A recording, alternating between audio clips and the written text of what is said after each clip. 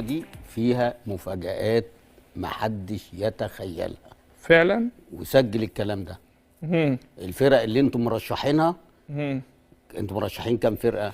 حوالي يعني 5. يعني بالظبط كوت ديفوار، طبعا مصر وكوت ديفوار والسنغال والمغرب والجزائر. يعني دول الخمس، ونيجيريا، يعني لو عايز تدخل نيجيريا. لا بص، يعني في فرق مش هتبقى في حالتها في البطولة دي، وهتبقى مفاجأة وهتخرج من الأدوار الأولانية. وفي فرق من دول مش هيوصلوا قبل النهائي. منتخبات السنة دي هتفاجئنا، مم. لأن دلوقتي بقى يلعبوا. يعني في مفاجآت في بطولة أفريقيا. في وما تعولش على الفرق اللي انت متعول عليها، اللي هي العاديه، اللي انت فاكر احنا في 92 لما احنا رحنا قلنا هنجيب الكاس ونيجي. الكاميرون في الثالث والرابع لعبت بوركينا فاسو، انا فاكر الماتش ده. في نجوم جديده زي ما في فرق جديده، مم. والفرق الجديده دي هيبقى فيها النجوم الجديده.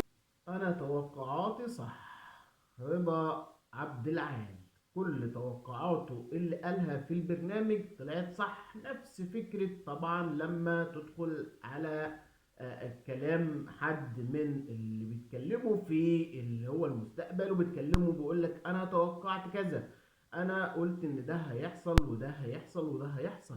خلي بالك، ما هو انت توقعاتك ممكن تصدف وتحصل، وتوقعاتك ممكن تصدف وما تحصلش، فعادي جدا وده الطبيعي.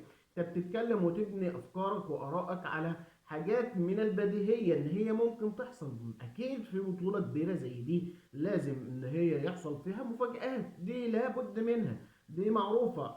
ان انت قلت ان المنتخبات دي كلها مش هتكون في يومها، وهيكون مفاجآت في الفرق الصغيرة. احنا كلنا شايفين ان القوة اللي طالعة من الفرق الصغيرة، فده هو اللي ماشي الفترة دي. فعشان كده مش عايزين نطلع نقول لك ان انت تقول ان انا مش هجاص زي اسلام صادق ما قال.